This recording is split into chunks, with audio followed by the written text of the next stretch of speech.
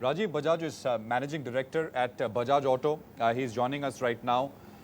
Thanks very much, Mr. Bajaj. Great to have you with us here. Prashant this side. Thank you, Prashant. Mr. Bajaj, okay, all right.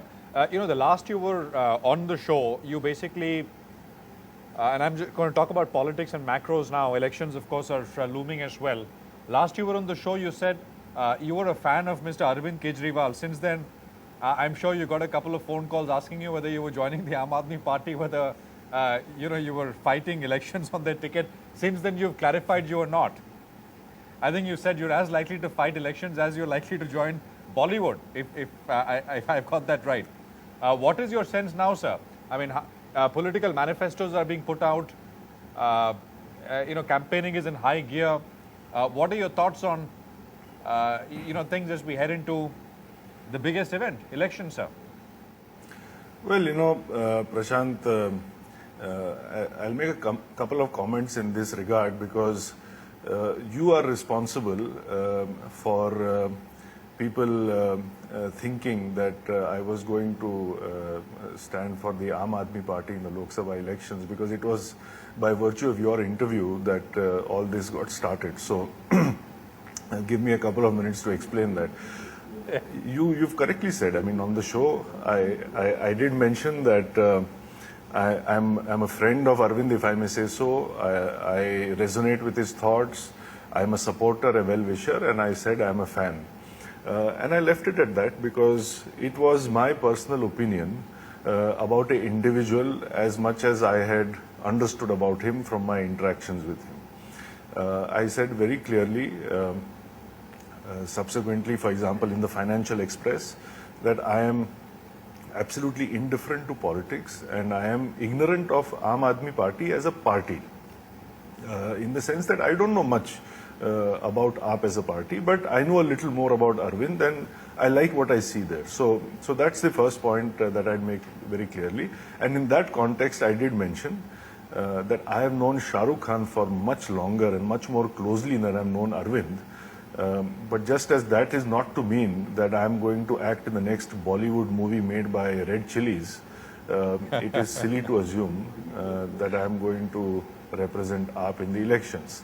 So that was just my way of clarifying that. As far as, I'll tell you where I'm coming from on this. For me, if I were to give you an analogy from the work that I do, to me, the Congress, as I see it from the outside, and again, the disclaimer is that I don't know much about politics and I have no intention of knowing any more than I do. But to me, the Congress is a bit like the Chetak. It had its days and right now doesn't seem very relevant. It has not kept itself relevant. And there is some dissonance around that brand. And certainly, I am a believer that corruption has a lot to do with it. And because I come from the belief that corruption is a thousand-headed monster, it is at the root of many of the other symptoms that we see around us, such as poor infrastructure, poor education, women's atrocities, policy paralysis. I think at the root of a lot of these is the issue of corruption, either the fact that there is corruption, rampant corruption, scams, or the fact that apparently people in government, bureaucrats are now hesitant and tentative to act because they are afraid they may be liable for something in the future. So when viewed in this broad sense, I think corruption is a huge issue that hangs over the Congress party right now. My own view, personal view about the BJP is that it's a bit like the Splendor was to the Chetak. It's new and improved. It's a little better and different. But frankly, it's still the same animal. I've been in business 23 years, and my humble submission would be that I have not seen any reason to believe that when it comes to the issue of good, clean governance, the BJP is any better than the Congress. So for me, that's not really an alternative as an individual citizen of this country. To me, the Aam Aadmi Party is a bit like the Pulsar. It is clearly different. It creates a space of its own. You may like it, you may hate it, but you cannot ignore it. It might flatter to deceive.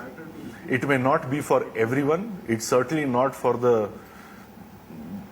office guy that wants to commute back and forth or wants to take his wife and 2 kids out. Maybe Pulsar is not for him. So the Pulsar is not for everyone. But it is sharp and it runs deep with those for whom it is intended to be. So, on the basis of that analogy, I would say that Arvind and the Aam Aadmi Party have carved out a very distinct space for themselves. And I think, if I may say so, they've done a fantastic marketing job. What is marketing? Marketing is about having a unique position in the mind of the customer. They have a unique position today. Anti-corruption, willing to give up the Chief Minister's position in 49 days, but not willing to apparently compromise on principles. Unique position. Marketing is about having a great name. I think Aam Aadmi Party or AAP is a great name. Marketing is having a great tagline. I think Mujhe Chahiye Sacha Swaraj is a great tagline. I think marketing is having a great logo. And I think the Jhadu is a great logo. I think marketing is about being consistent to the point of being boring and rhetorical. And I think I see that as well whenever I hear Arvind speak. So I think they've done a fantastic marketing job. And if I think of myself as a little bit of a marketing person, that marketing person in me likes what I see. This is the argument, Mr. Bajaj, that I've heard recently, that and especially from people who are sort of coming over to the Aam Aadmi Party. They say the difference between the BJP and the Aam Aadmi is, in the BJP you've got Mr. Modi who's clean, but there are allegations of corruptions against other leaders in the party.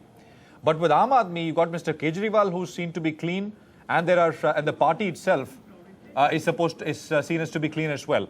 Is that the basic difference between the Aam Aadmi Party and the BJP as you see it? What's your sense?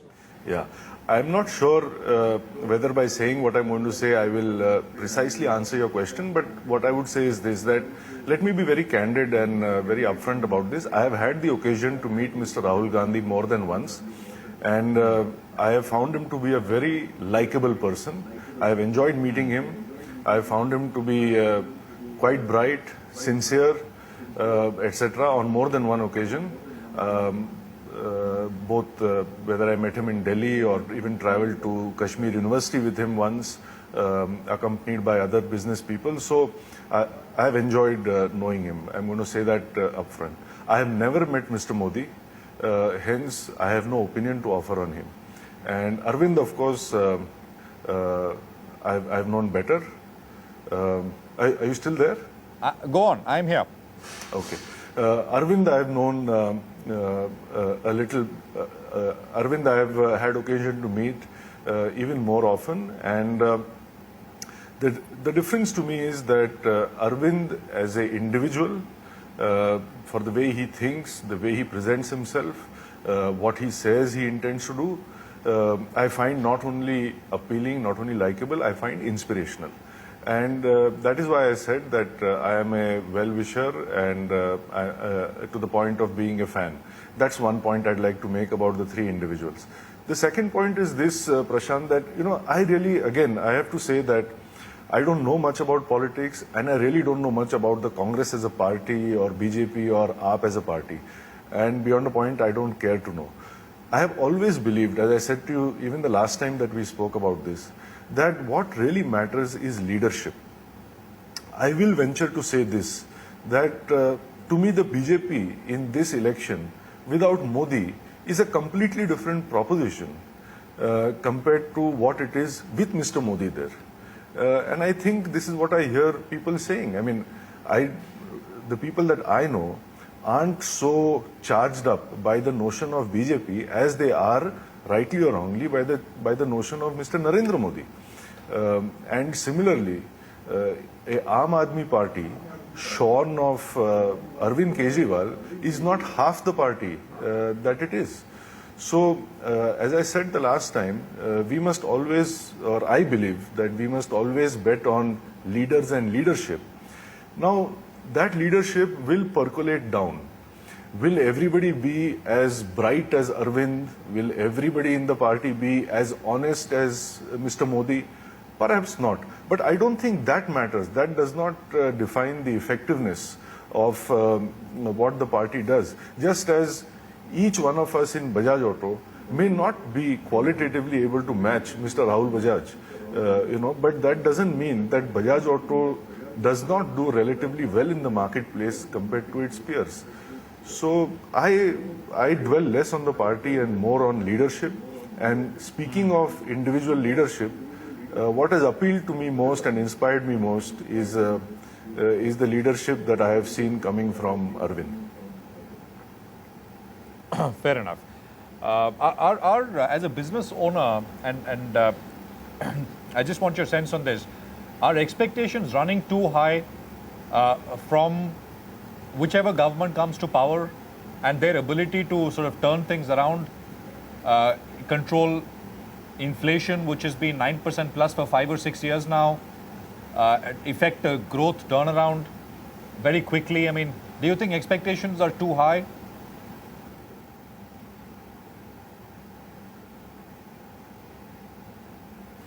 No, Prashant, I don't think so. Once again, I would start by saying I'm not a kind of economist or businessman in the CII sense of businessman. So I'm not very competent to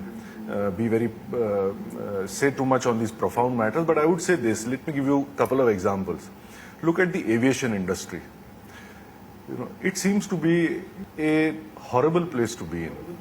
Now, if the aviation industry was only about Air India and Indian Airlines and Kingfisher and even Jet, by that measure, we would, be tempted to conclude that ये तो ऐसा ही है, यहाँ तो there will be no discipline, there will be no service, there will be no timeliness, there will be no profitability, so on and so forth. But in the same environment, when there is an Indigo, of which Aditya Ghosh has done such a remarkable job, suddenly, you have that contrast there and you say to yourself, ki aisa bhi ho sakta hai. If you look at the last 2 to 3 years, the IT industry, when, Infosys was apparently having a few hiccups, Wipro was kind of fading a bit, so on and so forth. But look at what Chandra was doing at TCS. I mean, they could not do anything wrong. Every time I saw their results, I really envied Chandra and his team. So what I'm trying to say is that we must not so easily find an excuse in this theory of external environment, the problems of the world, the US and the Italy and the Greece and the Spain and the United Kingdom and Japan and all this kind of nonsense. I'm a firm believer that most of these goals we have scored against ourselves, and I think that is the belief or the conviction of the larger business community or the people at large also, that India deserved better in recent years. Now, what exactly went wrong or what all exactly went wrong, this is a matter of detailed debate. But I believe that just as there can be an Indigo, just as there can be a TCS, just as there can be a Sun Pharma, and if I may say so, just as there can be a Bajaj Auto, that shine in their respective industries, although their industries may not be doing so well. I am sure with the right government in place, India can achieve the kind of goals that you elaborated. There's no reason at all that we should not be able to. I want your thoughts on how you think the competitive landscape as far as two-wheeler market goes is going to change a couple of years down the road. How do you see it changing? Because it has changed and it has been changed with the entry of Honda over the last couple of years. What's your sense, sir? Well, Prashant, at first, when we speak of two-wheelers, we must speak of motorcycles and scooters. because between the two they make up 95% of the industry. 25 years ago, scooters were 70% of the industry and motorcycles were about 20%. Now it's exactly the opposite. Motorcycles are 70% of the industry and scooters are about 25%. And it is well known that in the last couple of years, motorcycle growth has been relatively muted, but scooters have continued to grow significantly year on year. So I think the first thing we are going to witness is this, that in the next 2 years, as much as in the past, both motorcycles and scooters will continue to be significant segments. What I mean by that is that the domestic motorcycle market is headed towards 1 million units a month. So whether it grows at 5% or 15% is not important. What is important is it's going to grow, and it's huge. It's actually, after China, the largest motorcycle market in the world. And in terms of being profitable, it's probably the most profitable motorcycle market in the world. Similarly, scooters is now about 3 million scooters a year. And it doesn't matter that it's only 25% of the industry. That's a huge market as well. I don't know many markets in the world that exceed 3 million 3 million scooters a year. So I guess what I'm trying to say is the industry size is large. It is not a case of motorcycles or scooters. Both are good places to be in. And I think the game here forward is going to be much more a marketing game than a technology game. Because even today, if you look at products, if you look at the way they look, if you look at their specifications, if you look at their prices, there's really not much to distinguish one motorcycle from the other and one scooter from the other. So in terms of basic technology and quality, all the players that exist in the marketplace today, I would say, are at one level more or less equally competent. Now, the issue is not going to be about products, it's going to be about brands. It's not going to be about specifications, it's going to be about positioning. It's not going to be about pricing, it's going to be about differentiation. So branding, position, differentiation, these are metrics of a marketing industry. And I think what we are going to see most prominently in the next 2 years is how this industry evolves into a marketing industry, what kind of new segments arise, and how each player either tries to create new categories or segments or tries to adapt to something that is created by someone else. This is what I think is going to happen. A marketing game. Just to cite some specific statistics, Honda motorcycles market share has gone from about 7.5% in fiscal 2012 to about 15% in 2014 till date. And if you look at your market share of Bajaj in motorcycles, that's down about 5% between the same period, fiscal 2012 and now. I want to ask you, they've clearly sort of been disruptive, and we've sort of chatted about this over the last, I think, 2.5 years or so. Can they continue to gain share at this pace? And where do you see Bajaj stabilizing at, sir?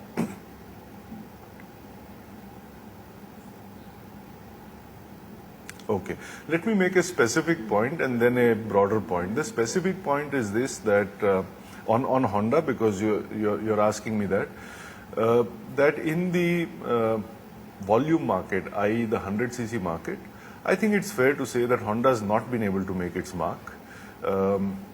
They've introduced products like the Twister, the Yuga, the Neo, and I think we are all generally aware of the extremely limited success these products have met with. We are aware that they are being aggressively pushed into the market through lower pricing and through a number of promotional schemes.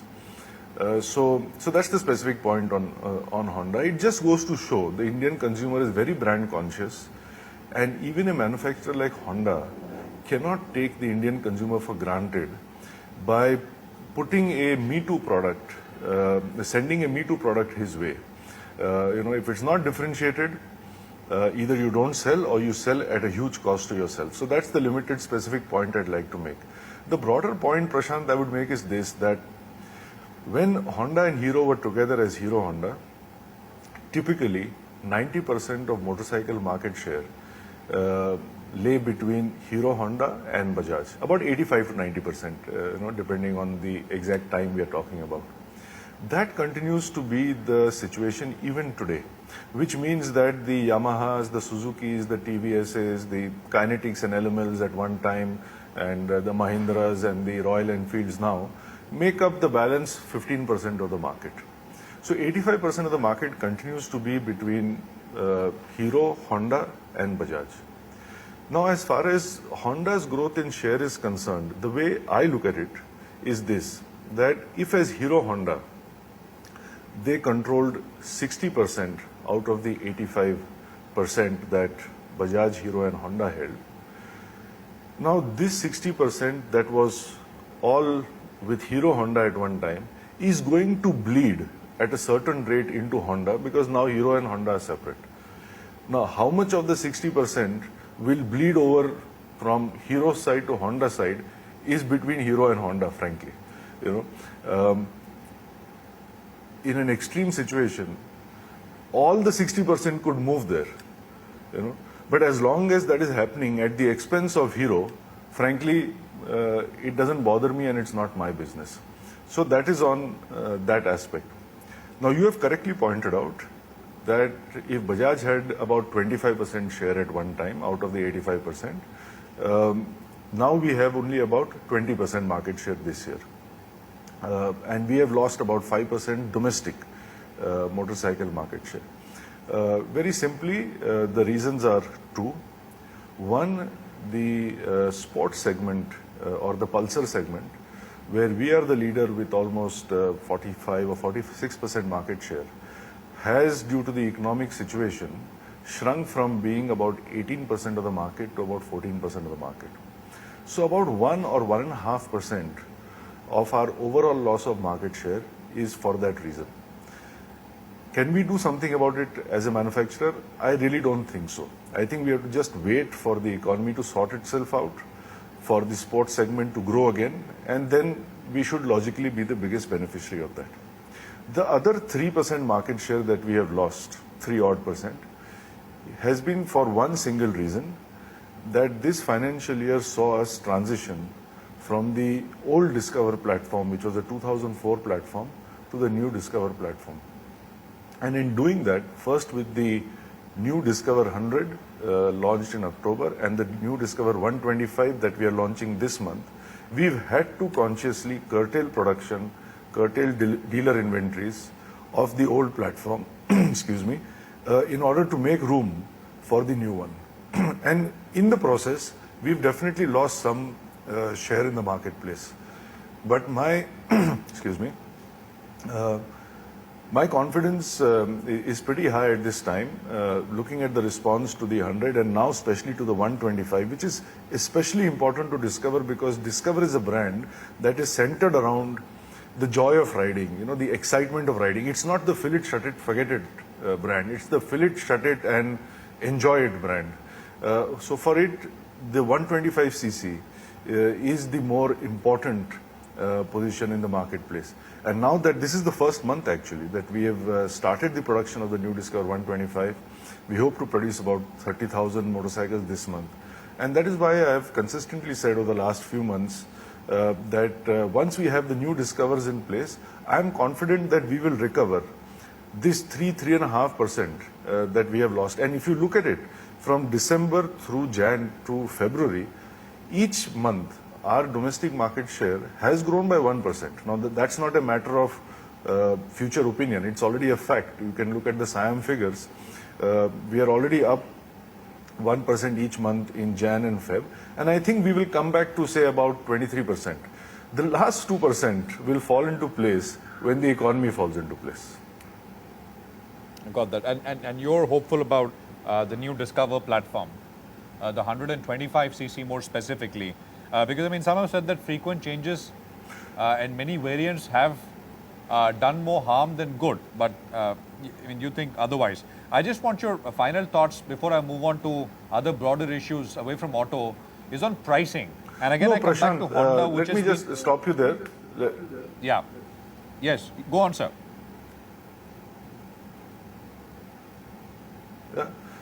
Yeah. This point about too many variants on the Discover needs to be, I think I need to explain this because I don't completely dismiss it. It is always possible that a manufacturer gets a little overzealous and puts out more SKUs than is called for. The most popular example in marketing is of Crest, which at one time had 60 SKUs of toothpaste when there are only 32 teeth in a person's mouth. But you know, it's like this. Today, with the Pulsar, we have 46% share in the sports segment. And we have a 135, a 150, a 180, a 200, a 220, and we are going to add a couple more as we showed at the Auto Expo. Now, nobody complains that for just 14% of the industry size of segment, you know, Bajaj has got 6 or 8 Pulsars there. Similarly, if you were to look at Hero Honda Splendor, the Splendor Plus, the Splendor Pro, the Super Splendor 125, you would again find, and all the variants that they come in, kickstart, electric start, spoke wheel, alloy wheel. I mean, if you looked at that, you probably have 10 or 12 Splendors out there in the marketplace. So I think what happens is nothing succeeds like success. Too many SKUs is not a criticism that comes the way of a Splendor or Pulsar. But when a Discover is in the position of being a challenger brand, people are looking for some explanation. And I think perhaps they see this as an obvious explanation, although in my opinion, it's not a very insightful one. Great hearing your thoughts on a variety of subjects.